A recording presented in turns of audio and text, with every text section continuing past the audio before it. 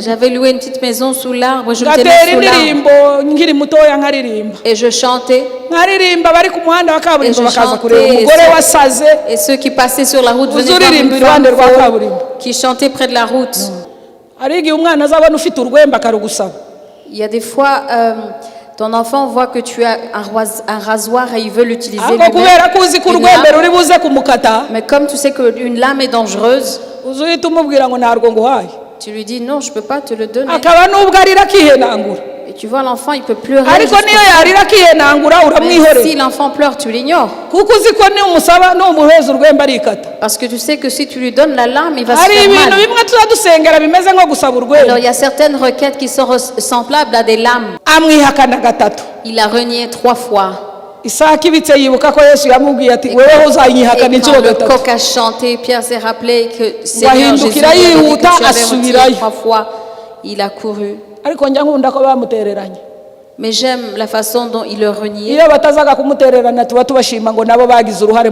Parce qu'on le remerciait parce qu'il a joué un rôle dans la rédemption. Mais c'est le seul qui a joué le rôle de rédemption. Et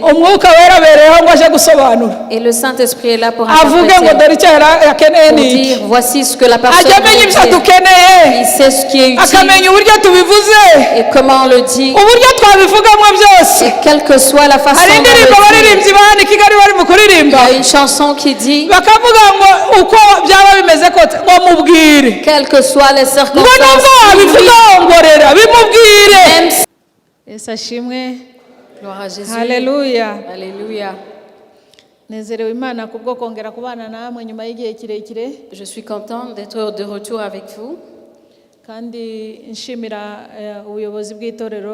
En remerciant les dirigeants de l'Église qui m'ont invité d'être avec vous pendant ce moment de prière. Comme le pasteur vient de le dire, la prière c'est la vie.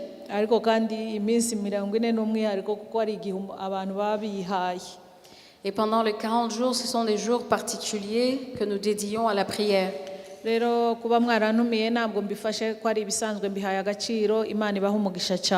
je bénis Dieu d'être ici, je ne prends pas à la légère.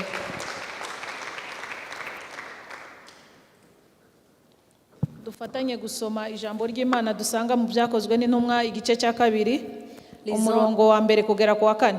La parole de Dieu qu'on trouve dans le livre des Actes. Igice cya 2 umurongo wa mbere kugera ku wa 4 mu byakozwe n'intumwa. Actes 2, 1 jusqu'à 4. Aravuga ngo umunsi wa Pentekote usohoye bose bari hamwe mu mwanya umwe bahuje umutima nuko umuriri ubaturungura uvuye mu ijuru umeze nk'umuyaga uhuha cyane ukwira inzu bari bicayemo haboneka indimi zigabanyijemo zisa n'umuriro ururimi rujya kuri buri muntu uwo muri bo bose buzuzwa umwuka wera batangira kuvuga izindi ndimi nk'uko umwuka yabahaye kuzivuga. Amen. Amen. Twongere dusome ijambo dusanga hano mu rwandiko Paulo yandikiye Abaroma igice cya 8 Romains 8 umurongo wa 14 kugera ku wa 16 14 jusqu'à 16. Urwandiko Paulo yandikiye Abaroma igice cya 8 kugera ku umurongo wa 14 tugeze ku wa 17 haravuga ngo abayoborwa n'umwuka w'Imana bose nibo bana b'Imana. Car tous ceux qui sont conduits par l'Esprit de Dieu sont fils de Dieu. Kuko mutahawe umwuka w'ububata ubasubiza mu bwoba ahubwo mwahawe umwuka ubahindura kuba abana b'Imana udutakisha ati aba data. Et vous n'avez point reçu un esprit de servitude pour être encore dans la crainte, mais vous avez reçu un esprit d'adoption par lequel nous crions Abba Père.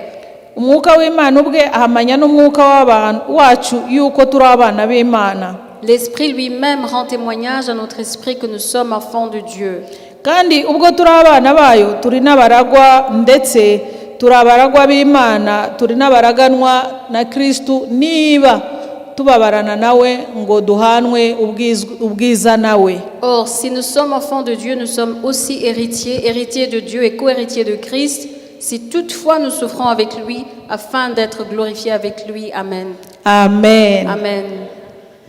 nk'uko mwabibonye intego y'iki cyumweru iravuga ngo umwuka wera aturera ndetse akatuyobora ku kwera kw'Imana. Et comme vous l'avez vu, le thème de cette semaine, c'est d'être dirigé par le Saint-Esprit pour qu'on soit sanctifié en tant qu'enfant de Dieu. Ariko kubera ko tuzaba turi kumwe muri iyi minsi yindi iri imbere y'itangira ry'icyumweru, ndagira ngo uyu munsi tubanze dutekerereze hamwe icyigisho cy'uyu munsi, turebere hamwe akamaro k'umwuka wera. Et aujourd'hui, on veut voir le rôle du Saint-Esprit. Hanyuma iyo ntego tuzayikomereze hejuru. Et on va continuer avec l'objectif du thème demain. Uyu munsi turavuga hejuru y'akamaro k'umwuka wera. Aujourd'hui, on va parler de l'importance du Saint-Esprit. Nubwo nabanye namwe mutangira kuko ari intego y'iminsi 40, nzi ko hari abavuga butumwa benshi bayivuzeho, ariko kandi twongere tubisubiremo umumaro w'umwuka wera. Bien que je n'étais pas ici quand vous avez commencé, je sais que beaucoup de serviteurs ont parlé sur l'importance du Saint-Esprit et j'aimerais réitérer cela aujourd'hui. Twasomye ngo umunsi wa Pentekote usohoye. On a lu que le jour de Pentecôte, umuntu yakwibaza ngo ese bazanye Pentekote gute mu kwezi kwa 11? vous pouvez vous poser la question pourquoi il mentionne le jour de Pentecôte au mois de novembre. Ariko ni wavuga umwuka wera utavuze Pentekote. Mais vous ne pouvez pas parler du Saint-Esprit sans mentionner le jour de la Pentecôte. Mu yandi magambo kuko tubana n'umwuka w'Imana iminsi yose, nukuvuga ngo tuba muri Pentekote buri munsi. Parce que quand on est avec le Saint-Esprit chaque jour, alors on vit le jour de Pentecôte chaque jour.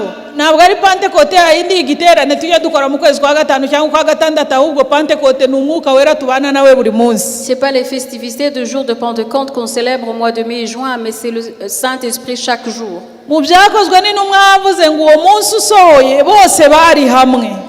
Et dans le livre des Romains, on dit ce jour ils étaient tous ensemble. Hari ibintu bitatu bigaragara muri uwo murongo. Bose bari hamwe, icyo ni kimwe. Ils étaient tous ensemble, c'est la première chose. Bari mu mwanya umwe. Ils étaient dans un même endroit, dans le kandi même ngo lieu. bari bahuje n'umutima, tuvuge ngo amen. Dites amen, ils étaient en seul accord. Abantu barashobora kuba bicaye mu nzu imwe bakaba n'ahantu hamwe ariko badahuje umutima. Vous pouvez être ensemble avec des gens, mais pas dans le même esprit. Ariko noneho abantu bo biragaragara ko bari hamwe, bari mu mwanya umwe. Ils étaient ensemble. Ariko n'imitima yabo yari ihuriye ku ntego imwe. Et leur cœur avait un seul objectif. Iyo ntego nta yindi yari yo gutegereza icyo umwami Yesu yari yarababwiye ngo mukomeze mutegereze umwuka wera azaza. Et ce qu'ils attendaient, c'était le seul objectif que Jésus leur avait instruit d'attendre, le Saint-Esprit. Uyu munsi wa Pentekote wari usanzweho. Le jour de Pentecôte était déjà là. Ariko ntabwo wari umunsi wo guselebra umwuka wera. Mais c'était pas un jour de célébration pour le Saint-Esprit. Ahubwo wari umunsi w'imiganura ko abanyesirayeli bagiraga umunsi wo gutanga imiganura imisaruro yabo bakayizana. C'était le jour où les Israéliens portaient le levain.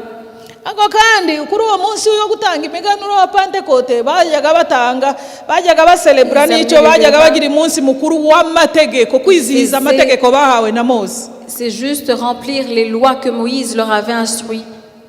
Kandi rero kwizihiza amategeko kuri bo byari bifite agaciro kuko ayo mategeko niyo yabayoboraga kubaganisha ku Mana. Et cela avait de la valeur parce que ces lois les menaient vers Dieu. Alors c'était un jour spécial. Igitangaje rero kuri uwo munsi bari basanganywe ibyo birori, niwo munsi umwuka wera yamanukiye abantu bari bategereje. C'est quand le Saint-Esprit est descendu alors qu'il attendait. Hari hashize iminsi 10 inyuma y'urupfu rwa Yesu yarazutse mu minsi 40 irangiye abana nabo. Et 40 jours il était avec eux. Hanyuma azamutse bategereza indi minsi 10. Quand il est monté, ils ont attendu encore 10 jours. Ntabwo yari ababwiye gusa ngo bategereza ariko ntibari bazi ngo ni ryari. Il leur avait dit d'attendre et ils ne savaient même pas quand. Ariko bari bategerezanyije ibyiringiro bavuga ngo icyo uko ari we wabivuze no kubisohoza azabisohoza. Sachant que quand il a dit, il va exécuter. Amen. Amen. Habonetse ngo umuriri ubatunguye nubwo bari bategereje ariko ngo baratunguwe. Il a eu un vent impétueux. Ils étaient surpris. Ikintu cyabatunguye ni iki? Et ce qui leur a surpris, c'était nuko habonetse ibintu bidasanzwe muri iyo nzu. Il y a eu des choses. Habonetse ibintu batari basanzwe bamenyereye. Des choses inhabituelles. Kimwe mu byo batari basanzwe bamenyereye n'uwo muriri. Et l'une des choses, c'était ce vent qui venait du ciel. Umuriri ngo wakwiriye inzu yose. Remplit toute la maison. Kandi wari umeze nk'umuyaga. Et c'était un vent ariko un peu ntabwo tueux. bisanzwe umuyaga ushobora kunyura hari hanze twebwe ntitumenye ko umuyaga wanyuzeho Des fois, on voit du vent, on sent du vent, mais noneho pas un peu umuyaga tueux. wabasanze mu Mais nzu le vent les a retrouvés dans la ariko maison. niba ari umuyaga usanzwe C'était pas un vent juste habituel. habonetsemo n'ikindi kintu Il kidasanzwe y avait une autre chose. ngo habonekamo indimi Des langues. abantu batangira kuvuga ku ndimi Les gens commençaient de parler ariko en langue. ntizari indimi zisanzwe C'était pas des langues normales. kuko ubu ndimo ndavuga ikinyarwanda mugenzi wanjye akavuga igifaransa Parce que maintenant, je parle le Kinyarwanda et on interprète en ariko uwo français. munsi bari barimo bavuga indimi ziherekejwe n'umuriro Mais ce jour-là, il parlait des Tuvuge langues accompagnées amen. du feu. ni ibintu bidasanzwe C'est pas des choses nk'ubu habituelles. mukumva mvuga ikinyarwanda ariko mukajya mubona gisohokana n'umuriro Vous parlez, vous voyez, je parle en Kinyarwanda, vous undi voyez le yavuga feu icyongereza sortir. ukumva gisohokanye Et quand n'umuriro les gens parlent anglais, vous voyez le feu sortir. hari abantu bari baturutse mu bihugu byinshi kuri uwo munsi kuko wari Il y umunsi avait des w'umunsi gens de mukuru différents pays parce que c'était un grand jour de célébration. ikinejeje ni uko n'abanyafurika bari bahari Et vous savez, les Africains aussi étaient là. nusoma muri kiriya gice cya kabiri bazakubwira ngo hari harimo n'abalibiya Vous allez lire, vous allez trouver des hari hari abandi Libyens bari baturutse za etiyopi et les gens de l'Éthiopie. umwuka wera rero ntabwo twawuzaniwe n'abamisiyoneri Alors, twawakiriye le umunsi wa Saint-Esprit n'est pentekote pas été amené par les missionnaires, mais par Amen. Dieu. hari n'amatorero yashinzwe n'abantu muri afurika baturutse bahawe umwuka wera ku munsi wa pentekote Il y a des gens, des églises qui ont été commencées alors que les gens avaient reçu le Saint-Esprit. cyane amatorero yo muri Egypte no muri Les etiyopi églises de l'Égypte et de l'Éthiopie. ni ukuvuga rero ngo umwuka wera aramanuka kubera iki kuko abantu bari biziye mu munsi mukuru buri muntu wese yaza yumva ubutumwa est descendu alors ngo bavuga indimi ziherekejwe ils n'umuriro ont parlé des langues de feu. kuko uyu muriro wazanye n'indimi Alors pourquoi le feu est descendu avec les langues? uyu muriro usobanura iki Que veut dire ce feu? ubundi umuriro ukora umurimo utangaje ukora imirimo myinshi ariko habamo n'umurimo wa purification Le feu fait beaucoup de choses et l'une des choses c'est la purification. purification ni nko gutunganya ikintu bajya bakoresha umuriro bagiye kunyuramo nk'izahabu Transformer quelque chose, qu'on travaille de l'or. izahabu bazicukura zivangavanze n'ibitaka ariko iyo baje kuzitunganya neza Quand on zigasohokamo enlève zibengerana l'or de la terre, c'est mélangé avec d'autres choses et des barabanza métaux. bakanyuza mu muriro Et on hanyuma purifie l'or à travers izahabu le feu et yasohoka l'eau. uyambaye ukajya umurangiza ari hariya Et quand il est vraiment bien raffiné, tu peux reconnaître l'or parce qu'il brille. hagombaga umwuka wera umanukira abantu bakabapirifiye Alors c'était nécessaire que le Saint-Esprit descende pour que les gens soient bakezwa purifiés, pour bagakurwaho qu'ils imyanda soient yose sanctifiés et lavés de tout péché. hagombaga kuba transformation C'était nécessaire guhinduka de voir la completely transformation, un burundu changement. umuntu agahinduka wese Un changement total de akamera personne, nk'unyuze mu ruganda comme si la personne était agasohokamo raffinée, atunganye purifiée. haleluya umuririmbyi w'indirimbo ya 38 muza gushimisha Et le chantre a dit, yararirimbye aravuga ngo mvugutire ngo kandi uncure purifie-moi raffine-moi et purifie-moi. ngo umvugutire Purifie-moi. ni nk'aho umuririmbyi yaza abwira imana ngo reba uko ndi C'est comme si le chantre disait, regarde-moi, fata unyuze mu ruganda raffine-moi à travers. nisohokamo ndasohoka ntakiri wa Quand wundi je sors, je ressors. haleluya umwuka w'umuriro rero ni uwo muriro wari umaze Alors voilà l'utilité de ce feu. ururimi ngo ruza kuri buri muntu wese Les langues de feu sont descendues sur n'uwo chaque personne. muriro nawe ukajya ugenda wicara Et kuri buri muntu ce wese feu descendait, s'asseyait sur chaque bibiliya personne. y'icyongereza iravuga ngo La Bible en anglais dit, the Holy Spirit sat upon each of them ngo umwuka wera yaramunutse ngo akaza yicara kuri buri muntu wese et le Saint-Esprit descendit et s'assit sur chaque personne. yaba naringize amahirwe ngo mwumve icyo kintu Si au moins j'avais la chance que vous pouvez comprendre la urumva bari lourdeur de benshi cette chose. buzuye inzu Ils étaient tous dans le même lieu dans la maison. nubwo umwuka wera wamanutse muri iyo nzu Bien que le Saint-Esprit est descendu, ntabwo bawakiriye mu kivungi ils n'ont pas reçu ça n'importe ntabwo comment. bawakiriye mu kigari Ils n'ont pas reçu ça en ntabwo tant que bavuze groupe. ngo muri restoration twuzuye umwuka Ils n'ont wera pas dit que dans cette église, waramanutse nk'uko wamanukira muri iyi nzu est descendu dans la maison, ariko ukajya ugenda wicara kuri buri muntu mais wese s'asseyait sur chaque personne. haleluya iyo bibiliya y'icyongereza niyo yabivuze neza yavuze ngo J'aime la sat version upon anglaise ngo parce qu'il dit, umwuka wera waza ugenda elle wicara kuri s'est buri muntu wese. assise. Le Saint-Esprit s'est posé sur chaque personne. ni ukuvuga ngo umwuka wera utubamo ntabwo ari tuwakirira mu kivunge Ça cyangwa veut mu dire le kigare Saint-Esprit qu'on reçoit, on ne le reçoit pas en groupe. ntabwo ari N'importe rusange comment. C'est pas nk'ikintu wajugunya commun. gutya C'est pas une chose commune. birasaba experience personnelle. Ça demande une expérience personnelle. umuntu wese awakira ku giti cye Tu la reçois umuntu wese individuellement. avuga ururimi ku giti Tu cye le reçois, tu parles. en umuntu langue wese individuellement. amusanga ku giti cye. Alors cette relation, haleluya icisha amatorero y'uyu munsi alors ce qui dérange les églises ni actuelles, uko tujya tugendera muri nyarwinshi c'est qu'on va en groupe. ngo muri restoration ngo bararamye ariko mu On dit by'ukuri baramije restoration, on bose s'est vraiment loué. bahimbazaga bose Est-ce que c'est tout le monde qui ngo loue? umwuka wera yari yamanutse. Le Saint-Esprit est hari descendu. imvugo tujya dusigaye dukoresha hanze aha ngaha zimeze nyine nk'izisanzwe Il y a des choses qu'on dit. ng'umuriro wari watse Il y avait du feu. ariko se watse buri muntu wese umugeraho. Est-ce que le feu a atteint chaque personne? umwuka wera ni umuntu ku giti cye Le Saint-Esprit, c'est une histoire yabasanze mu nzu individuelle. umuriro wahinze mu nzu yose Alors le feu est descendu. umuyaga wabasanze mu nzu bose Le vent impétueux les a pris dans ariko la maison. buri muntu wese yagiye agabana. Mais chaque personne haleluya individuellement, buri muntu wese ku giti cye. chaque personne a reçu individuellement. hari abakristu benshi badashobora guhagarara ku giti cyabo mu bukristu bwabo ku giti cyabo kubera iki kuko ntabwo buzima buri personnel bwo guhura n'umwuka wera bagira. Il y a des gens, il y a des chrétiens qui ne peuvent pas se tenir seuls dans leur salut parce qu'ils iyo n'ont pas turi cette benshi relation avec le turirimbira rimwe Saint-Esprit. twese umwuka wera turawubona.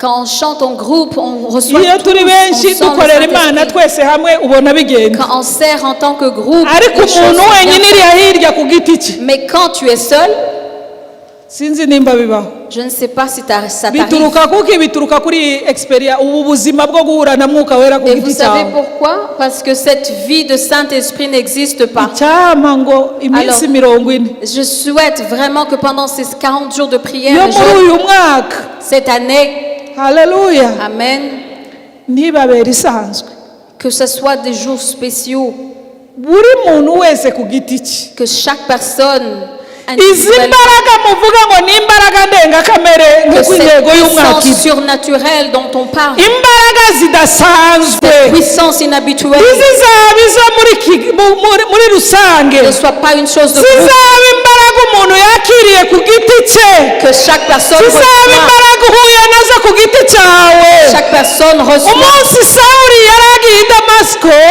Le jour où Saul était à Damas, yahuye na yesu amutunguye il a rencontré Jésus. amaze kwikubita hasi Quand il est tombé, abantu bari kumwe n'abandi baza bamenya ibyabaye les gens qui étaient avec lui n'ont pas ariko compris we yari ce qui arimo s'est passé. avugana nawe ku giti Mais cye. lui, il parlait avec lui individuellement. ananiya imana iramubonekera iramubwira ngo genda Anania, quand umubatize il a n'umwuka traduit, wera va le baptiser.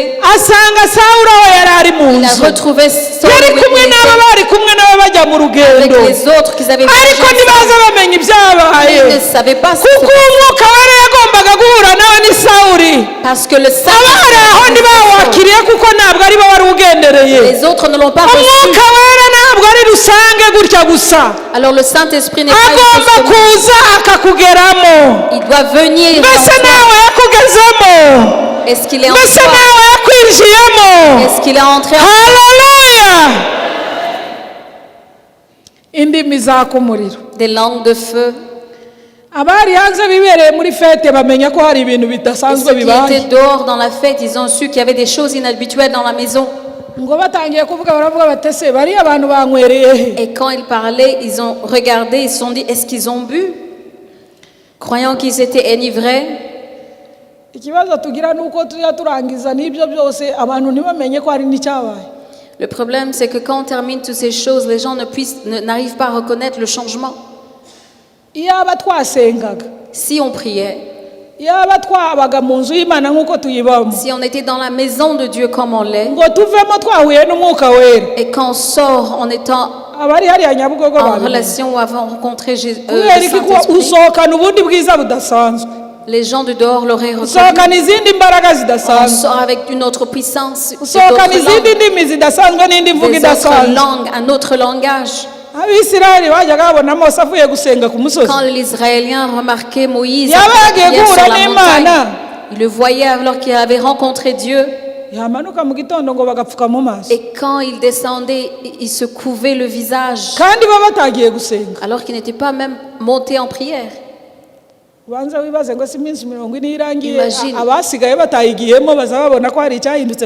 Quand je terminerai les 40 jours de prière, est-ce que les gens vont remarquer la différence? Ceux qui s'étaient assemblés à la fête, ils ont su qu'il y avait un changement. Se poser la question, qu'est-ce qu'ils ont bu? Et Pierre l'a dit, on n'a pas bu 9 heures. Au contraire, le Saint-Esprit nous est ascendu, nous est descendu. Le Christ que vous avez crucifié sans rien faire, c'est lui qui est venu, il nous a envoyé le Saint-Esprit. Les paroles qu'il nous a dit, les a touchés au cœur. Et ils ont demandé, que pouvons-nous faire? Rien d'autre, repentez-vous et recevez le Saint-Esprit. C'est pour vos enfants et vos Alléluia. Quand le Saint-Esprit est en vous, ça se reconnaît. Vous n'avez même pas besoin de le dire. Il y a beaucoup d'églises qui disent, nous sommes spirituels. C'est pas la peine de le mentionner que je suis plein de l'esprit. Si je suis rempli de l'Esprit de Dieu, vous allez le voir. Parce que quand le Saint-Esprit est en vous, il vous change. Amen. Amen. Alors parlons des 4 choses qui montrent l'importance du Saint-Esprit. Qu'est-ce qu'est le rôle du Saint-Esprit? La première chose, c'est un aide, c'est une aide. Et quand on vous dit que c'est une aide, ça veut dire qu'il aide les personnes qui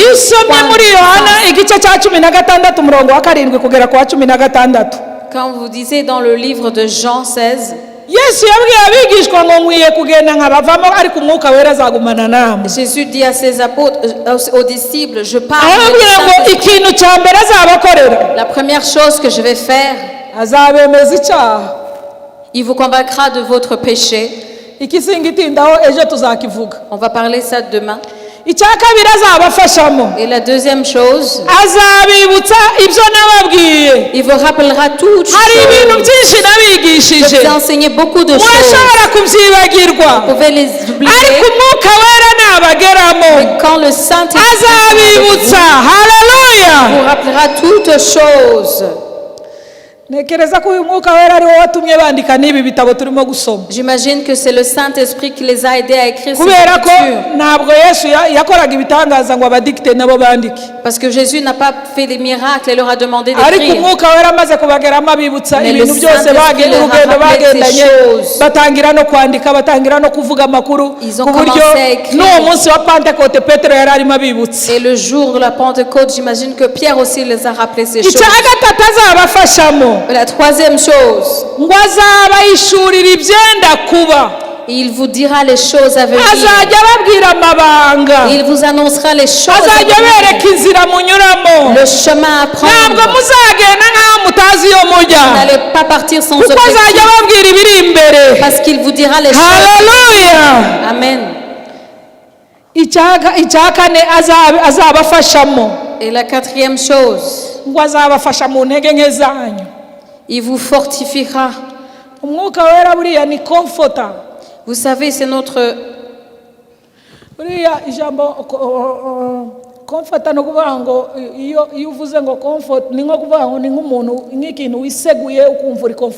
Vous savez, le Saint-Esprit, c'est comme un coussin qui nous aide, qui nous donne du repos. Ça veut dire que nous sommes faibles au point que hari ubuzima tunyuramo tukumva dukeneye aho twaruhukiye. Il y a une vie qu'on traverse, on a vraiment hari ubuzima besoin de repos. tunyuramo Il y a tukumva des dukeneye moments qu'on traverse aho twakwegamira. et on est faible, on a une chose sur laquelle nous soutenons. hari ubuzima tunyuramo tukumva imbaraga zidushizemo. Il y a des moments où on traverse, on n'a plus de force. niyo mpamvu zaburi ya 46 ivuga ngo C'est pour cela que le psaume 46 uwiteka ni ubuhungiro l'Éternel est mon refuge n'imbaraga zanjye et ma force ni umufasha. et mon soutien. iyo ngize intege nke Quand je suis faible, ajya amfasha muri izo ntege il me nke. soutient dans mes faiblesses. iyo tunyuze mu byago no mu makuba Quand on traverse des moments ajya aramira difficiles, ubuzima bwacu. il est avec nous. zaburi twasomewe n'umuyobozi Et le psaume qu'on a lu avec notre modérateur, yavuze ngo iyaba atari uwite ngo mba nararabye. si ce n'était pour l'autre Dieu, je ne serais plus. kuraba ni uguhera ukongera ugahembuka ukajya uhera ukongera ugahembuka. ako nta cyizere cyo kumera ko uko biri buze kumera niko kuraba. Vous savez, quand vous tombez en syncope, vous n'avez pas l'espoir de vous relever. tuba twararabye iyo umwuka wera adahaba On ngo serait aramire tombé en ubuzima syncope bwacu. si on n'avait pas eu le Saint-Esprit dans notre vie. ngo iyo niringira kugirirwa neza nawe. Mais quand j'espère en sa bonté, iyo tunyuze mu bihe bikomeye quand on traverse des moments difficiles ukumva uratentebutse. et vous n'avez plus de force, hari igihe unyura mu bibazo ukumva imbaraga zirashize. il y a des moments où on passe des hari igihe ubuzima problèmes buremera ukumva urananiwe. et voilà, la vie nous est difficile. hari Nous igihe sommes uhura fatigués. n'ibyago bikomeye ukumva ucitse intege. On passe par des grands troubles. umwuka wera ajya turamira ngo tutikubita hasi. Mais le Saint-Esprit nous ajya aide dufasha mu ntege nke zacu. dans nos faiblesses et nous. haleluya. Amen. iyo mpamvu tutaza dutinya. C'est pour cela on n'a pas peur, kubera iki? kuko hari umufasha. parce qu'on a une aide. iyo tugiye kunanirwa azaramira aza yongera akadusubiza mu imbaraga. Quand on n'a plus de force, il nous fortifie. ubwo niko akamaro ka mbere ni umufasha. Voici, c'est notre aide, c'est la première chose. akamaro ka kabiri umwuka wera La tumariye deuxième chose, ni uko ngo niwe uduhamiriza ko turi abana b'Imana. c'est lui qui témoigne que nous sommes enfants de Dieu. twabisomye mu Baroma. On a lu ça dans le livre des Romains. turi abana b'Imana. Nous sommes enfants de Dieu. ariko uyu mwuka wera ajya abihamya. Et ce Saint-Esprit, c'est lui qui témoigne ces choses. Pawulo rero yanditse aravuga ngo rero ngubwo tuyoborwa n'uwo mwuka wera ngo turi abana b'Imana. Parce que nous sommes dirigés par le Saint-Esprit, nous sommes enfants de Dieu. ngo ariko ntabwo ngo turi abana gusa. Mais non seulement enfants, tuvuge ngo amen. amen, turi abana basanzwe. pas des enfants ngo réguliers. turi abaragwa. Nous sommes héritiers. turi abaragwa. Nous sommes héritiers. ntabwo turi abana b'imbikazi niko bivuga mu Bagalatiya. Et dans le livre des Galates, on dit nous ne sommes pas juste des enfants ordinaires, ntabwo turi abana adoptif. des enfants d'adoption, ntabwo turi abana bemejwe n'amategeko. des enfants d'adoption par ntabwo la turi loi, abana batoraguwe. des enfants qui ont été turi abana b'Imana. enfants de kandi Dieu. niko turi. Et c'est ça, turi n'abaragwa. haleluya. nous sommes héritiers. umuragwa ni umwana ugira uburenganzira mu rugo rwa se. C'est-à-dire qu'on a droit dans la maison de umuragwa son ni père. umwana wumva ko afite umudendezo mu rugo rwa C'est se. un enfant qui est libre dans la maison de son père. umuragwa uwo ni wo mwana. hari abana bavukiye mu miryango. Il y a des enfants qui sont nés dans des familles, nanjye ndimo. moi inclus. imico ikavuga ngo uyu nguyu si umuragwa. Et la culture dit, vous n'êtes pas héritier. abavutse ari abaragwa bagahabwa 8. Et ceux qui ont été héritiers reçoivent leur part, ubwo leur héritage. abavutse batari abaragwa nuko nyine ugasohoka uko wakabaye. Et quand tu n'es pas héritier, tu sors sans rien. ariko kwa data mu ijuru. Mais dans le Père au ciel, tuvuge ngo amen. amen, haleluya. ntabwo turi abana adoptif. nous ne sommes pas des enfants d'adoption. turi abana b'Imana bene Nous data. sommes enfants de Dieu, chers dufite frères. uburenganzira bwose Nous avons tout droit bwo gusaba icyo dushaka. de demander ce qu'on veut. ikibazo tugira, Mais le problème, umuririmbyi yararirimbye aravuga ngo le chantre dit, ndi uwiwe ngo nawe ni uwanjye. il est mien, je suis sien. Il est mien, je suis sien. Et le savoir, c'est la vie. Aranzi na ngenda muzi kubimenya nibwo buzima fisama oradashi nduwa Yesu ndumwana j'appartiens à Jésus, je suis son enfant. Être son enfant, c'est une chose. Le savoir en est une autre. Le chant a dit, le savoir. Le jour où tu seras le jour où tu seras Il y a des gens qui n'ont pas le droit dans la famille de Dieu parce qu'ils ne savent pas qui sont. Et je vais vous le dire comme ça, tu vas le reconnaître aussi. Ils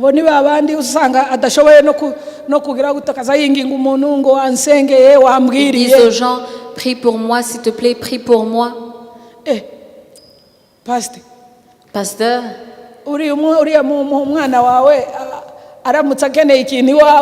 votre enfant a besoin d'une chose chez toi, il vient me demander, même si on est des amis.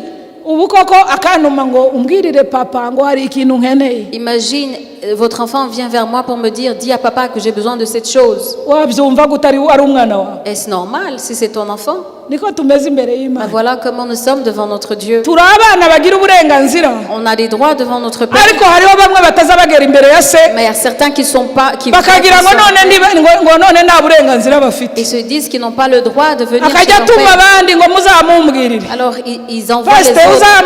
Pasteur, va lui dire. Va lui dire, pasteur.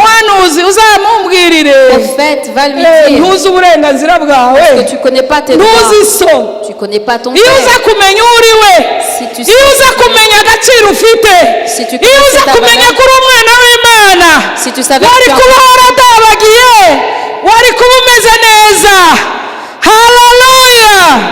si tu savais qui tu étais, tu serais en pleine liberté devant ton Père. Nous sommes enfants de Dieu. Et Paul disait ça à beaucoup de gens, mais ils ne comprenaient pas. Il dit, réellement, nous sommes enfants de Dieu et nous sommes héritiers. L'héritier ne demande pas, ne négocie pas avec son père qu'il puisse recevoir son héritage. Que tu lui donnes pas. Même quand tu ne seras plus en vie, il recevra ça automatiquement. Nous sommes enfants de Dieu. Alors le Saint-Esprit, c'est lui qui témoigne que nous sommes enfants de Dieu. Et si tu ne comprends pas que tu es enfant de Dieu, il y a quelque chose qui te manque. C'est lui qui témoigne pour nous que nous sommes enfants de Dieu. Il y a des gens qui marchent avec honte parce qu'ils n'ont pas certaines choses dans la vie. Même si tu n'as pas d'argent dans ta poche, même si tu marches à pied, même si tu vas sur une moto, même si tu vis dans une chambre, quelles que soient les circonstances, nous sommes de valeur. Et le Saint-Esprit, il témoigne que nous sommes enfants de Dieu. Juste par nous sommes héritiers. Nous ne sommes pas des enfants d'adoption. Est-ce que vous savez ces enfants? Ces enfants qui sont nés dehors. Des enfants bâtards. C'est des enfants bâtards. Et les papas disent à maman de ces enfants, ne le dis pas à tout le monde, je vais t'envoyer l'argent. Nous ne sommes pas des enfants bâtards. Nous ne sommes pas des enfants d'adoption par la loi. Parce que la loi dit viens vivre ici et cela se passe. Non. Il nous a fait ses enfants. Et quand le Saint-Esprit témoigne et nous marchons avec la valeur, avec confiance,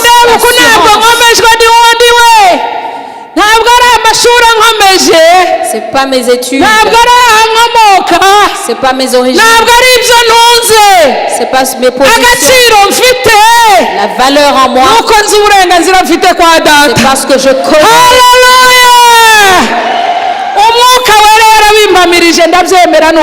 C'est le Saint-Esprit qui témoigne de ces choses et je suis en accord avec lui. Sachez qui vous êtes. Et quand vous savez vos droits, vous pouvez les demander, vous pouvez les réclamer. Vous n'avez pas honte. Vous savez, même quand vous n'avez pas d'argent, votre enfant dit j'ai besoin de ça et ça. C'est ton droit de demander tout ce que tu veux. Comme tu parles à ton père biologique. Le problème qu'on a, on ne sait pas qui nous sommes. Et le problème, on ne sait même pas qui nous sommes. C'est pour cela qu'on a demandé à Jésus, apprends-nous à prier. Apprends-nous à prier. C'est les disciples qui avaient posé la question.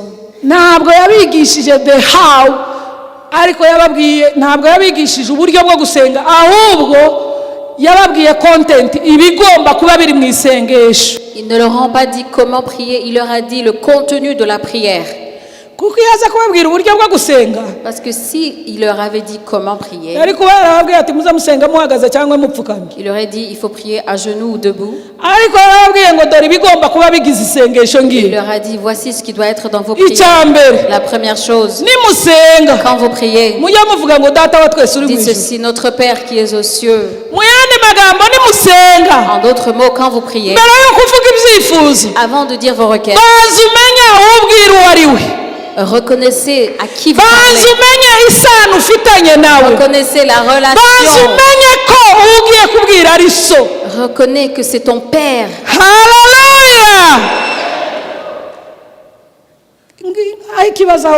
Voilà le problème. La raison pour laquelle les gens voient les autres pour prier pour eux, ils ne savent pas à qui tu parles. Ils ne savent pas à qui ils parlent. Si au moins tu connaissais ta relation avec ton père, enfant et père, enfant et parent, il parle quand il veut, l'enfant parle quand il veut, sans considérer ceux qui sont autour de toi, sans considérer le lieu. Si tu prends une voiture, tu touches rapidement, tu tires, et il te dit à quoi il pense directement. Certains se disent je vais me cacher quelque part. Le problème n'est pas les lieux, c'est de reconnaître à qui tu parles et ne pas savoir l'importance. Alors le Saint-Esprit il dit Abba, Père. C'est lui qui témoigne. Notre Père. Lorsqu'on reconnaîtra ce secret, les prières de 40 jours seront puissantes. Parce qu'on reconnaîtra qui nous sommes. Le Saint-Esprit nous aide. Parce que c'est son travail. Il nous aide qu'on puisse reconnaître que nous sommes enfants de Dieu. Et nos cœurs sont d'accord avec lui que nous sommes enfants de Dieu. Est-ce que ton cœur reconnaît que tu es enfant de Dieu? Amen. La quatrième chose, le consolateur, c'est lui qui intercède pour nous. C'est lui qui intercède pour nous.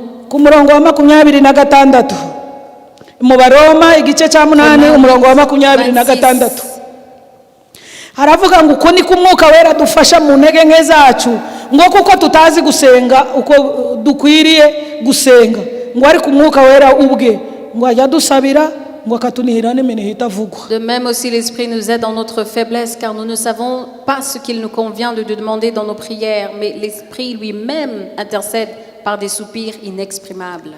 Ntabwo tuzi gusenga uko On ne bikwiriye. sait pas comment prier. Ari kumwuka wera ajya dusabira. Mais le Consolateur intercède pour nous. Muzi ujya adusabira. Et vous le savez comment il le fait? Ni nka kwa kundi k'umwana mutoya. C'est quand on voit un enfant. Niko tumeze. On est comme des enfants. Hari abantu bamwe bajya bagira ngo gusenga cyane ukavuga amagambo menshi. Il y a des gens qui disent quand vous parlez beaucoup Ngo wenda niko de mots, gusenga kwiza. c'est peut-être bien prier. Hari n'abandi bajya batekereza wanamubwira uti ngaho uze kudusengera. J'ai demandé à quelqu'un d'aller prier pour Ati nous. je sinahagarara hariya ngo ngire icyo mvuga. Il a dit, moi je ne peux pas me tenir debout et prier. Hari umupasiteri wambwiye ngo yigeze kubwira umugore umwe ati mu cyumweru gitaha nzagutora usenge. Il y a un pasteur qui a dit à une maman, la prochaine semaine tu vas prier. Uwo mugore aravuga ati pasiteri agiye kunkoza isoni mu bantu ati ahita siba ibyumweru bitatu ataza gusenga. Et la maman s'est dit, pasteur va aller causer la honte, alors elle a raté Ataza l'église gutera 3 semaines. None rero pasiteri atangira kuja kumushaka ati nyamuneka ngo garuka mu rusengero sinzagutora ngo usenge. Et le pasteur l'a retrouvé pour lui dire, n'aie pas peur. Kubera iyihe mpamvu? Kubera ko abantu bamwe bazatekereza ngo gusenga ni kuba gufata mikrofone ukavuga amagambo menshi. Parce qu'il y a certaines personnes qui se disent prier, c'est parler Ukavuga beaucoup de mots, amadisikuru menshi. c'est partager un discours. Niyo mpamvu bamwe bajya banga no gusenga ngo njye ngo sinomenya kubivuga. C'est pour cela que certaines personnes disent, moi je ne sais pas comment prier. Ngo Bibiliya yavuze Pawulo yavuze ngo ntituzi gusenga uko bikwiye. Et la Bible nous dit qu'on ne sait pas comment prier, comme il le faut. Ariko umwuka wera icyo amaze azadusengera. Mais le Saint-Esprit intercède pour nous. Impamvu tutazi gusenga uko bikwiye ni La impamvu raison pour zibiri. laquelle on ne sait pas prier comme il le faut, Tumeze nk'abana batoya iyo ugiye mu rugo rw'umuntu ufite akana k'imyaka nk'ibiri nous sommes comme des enfants. Quand vous visitez une famille avec un enfant de 2 ans, kaza kirukanka kagusanga l'enfant vient et court vers vous.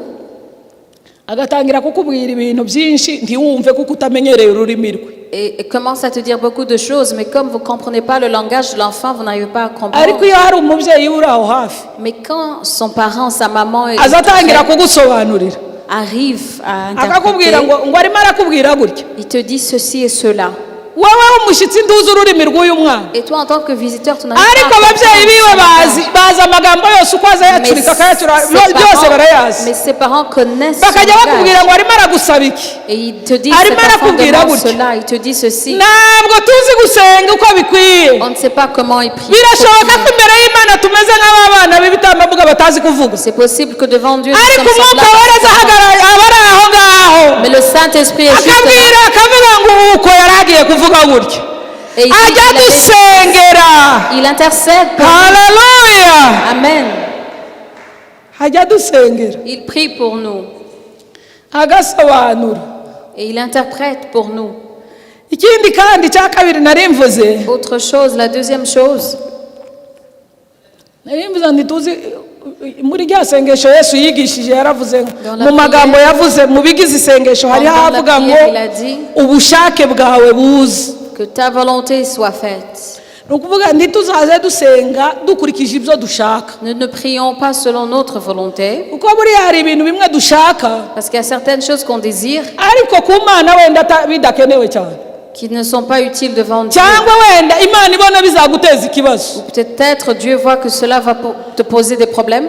Iyo urimo rica inzara Quand tu coupes tes ongles, hari igihe umwana azabona ufite urwembe akarugusaba.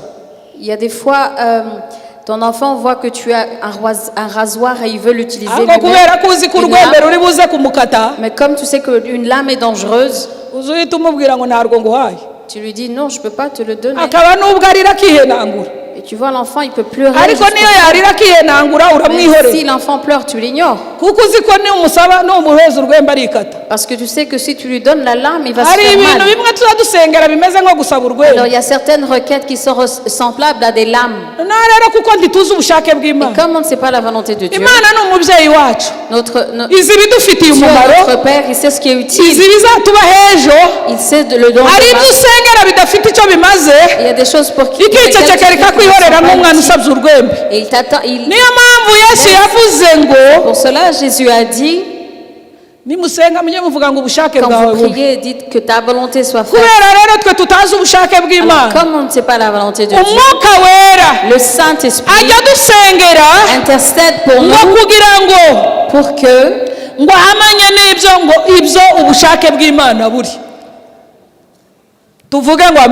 Amen. Que le Saint-Esprit intercède pour nous. Et même ceux qui ne savent pas quoi dire. Tu peux même dire 2 mots. Tu n'as pas besoin d'envoyer quelqu'un. Quel que soit la façon, c'est ton parent, ton père connaît. Et le Saint-Esprit est là pour interpréter, pour dire voici ce que la personne veut dire. Il sait ce qui est utile et comment on le dit. Et quelle que soit la façon dont on le dit. Il y a une chanson qui dit quelles que soient les circonstances, même si tu chuchotes, quelle que soit ta façon de le dire, il sait ce qui est dans ton cœur. Il connaît tes émotions.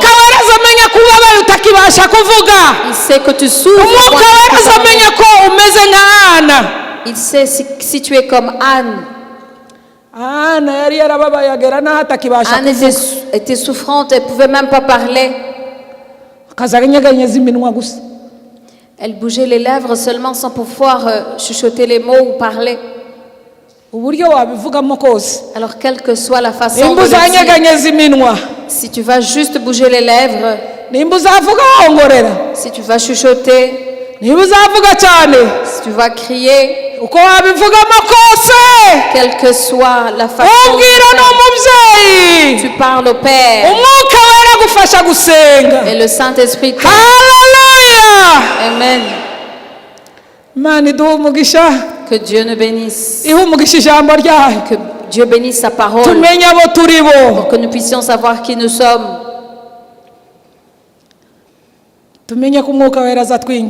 Savoir que le Saint-Esprit intercède pour nous.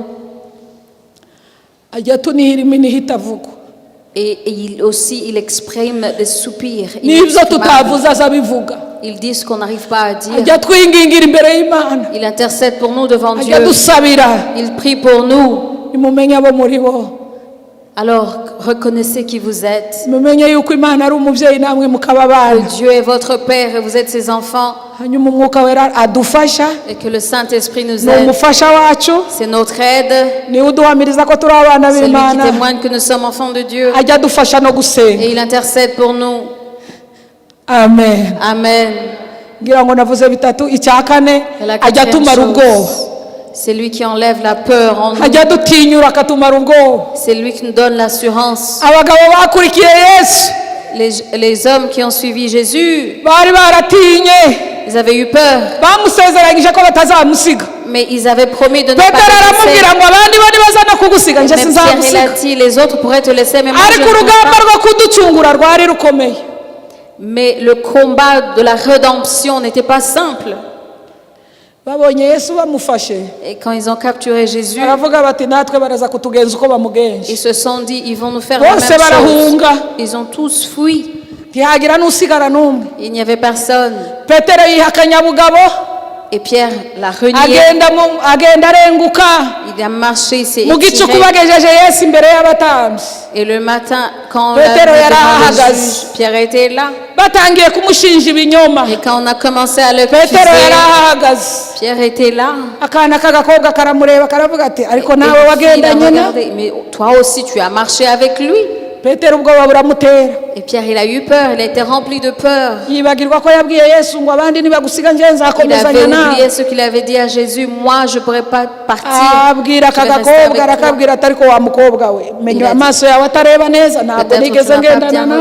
Moi je n'ai pas marché avec eux. La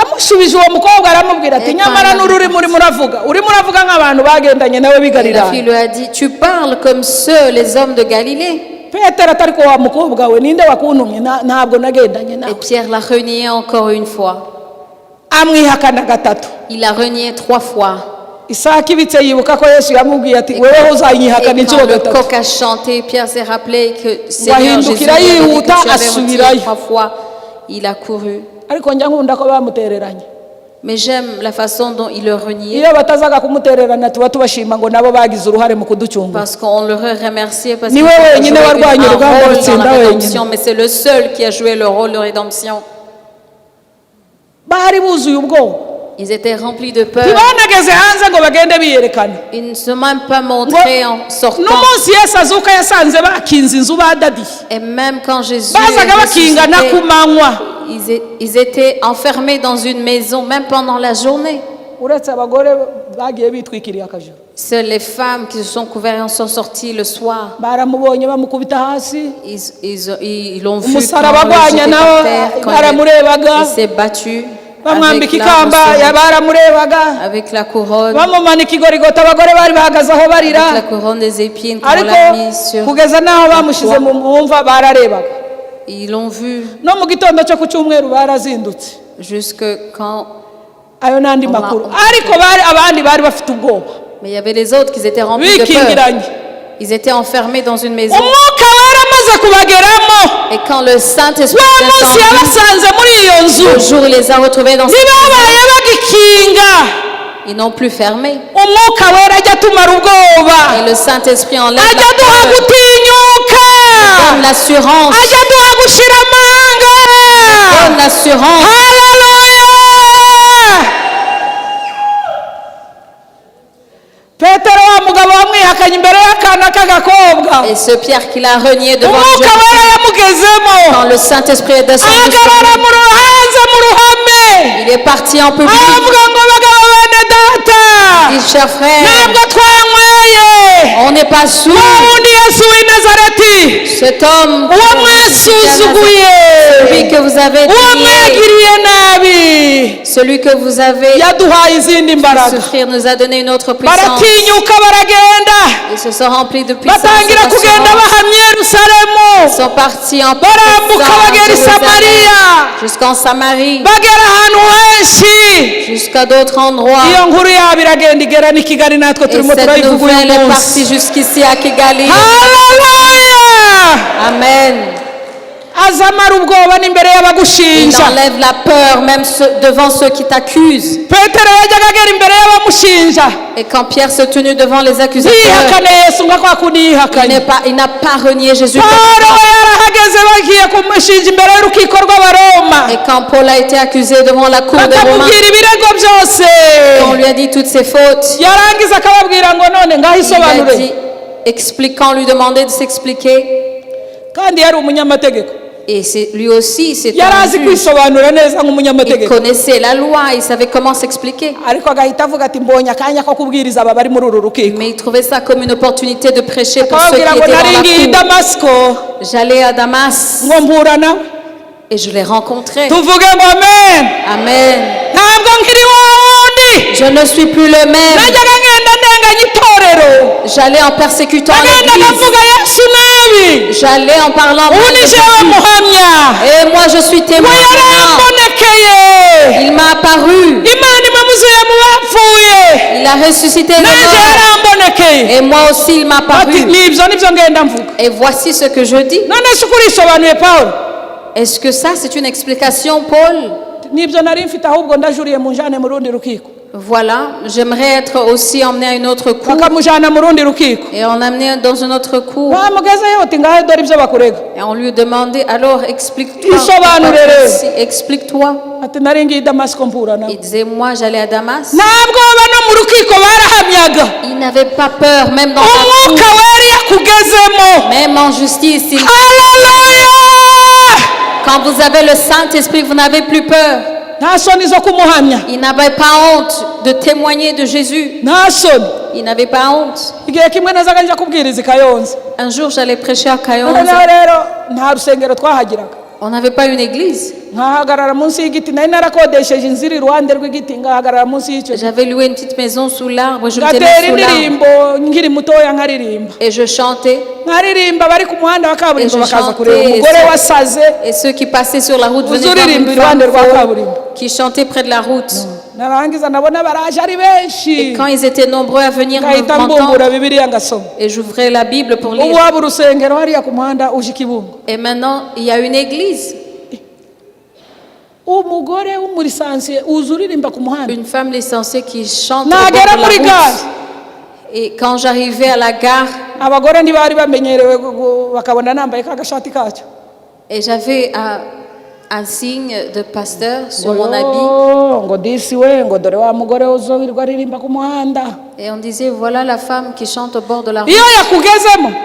Et quand le Saint-Esprit est en toi, tu n'as plus honte de témoigner pour lui. Amen. Amen. Le Saint-Esprit, il enlève la peur. Il nous donne l'assurance. Tu parles avec assurance. Comment parler,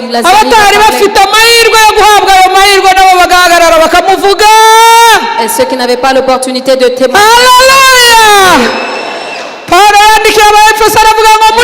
Éphésiens, il dit en Christ. En Christ, on a reçu l'assurance. Voilà où nous tirons. C'est parce que le Saint-Esprit il enlève la peur. Il nous donne l'assurance. Il nous donne à parler avec assurance. Que Dieu bénisse sa parole. Levez-vous, on va prier. Maze kumenywa ndiwe mami mana yacu nahisemo mitagukorera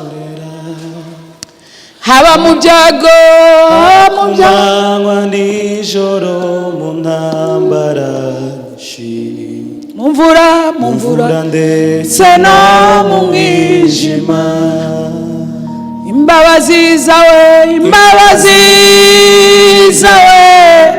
n'urukundo rwawe nibyo byatumye menya uwundi we.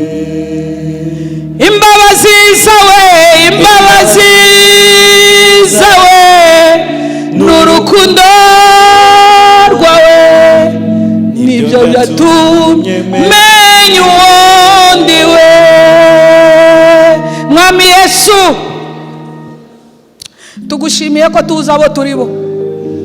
Ntabwo tugenda twihishe, ntitugenda twunamye, nta pfunwe tugendana, nta kindi kidutera kumera uko tumeze. Nuko Umwuka Wera yageze muri twe akatumara intege nke, akadufasha, akadukomeza. Yageze muri twe atwemeza ko turi abana b'Imana. Yageze muri twe araduhamya, aradutinyura. Uwo Mwuka Wera niwo dusabye kugira ngo abe muri twebwe.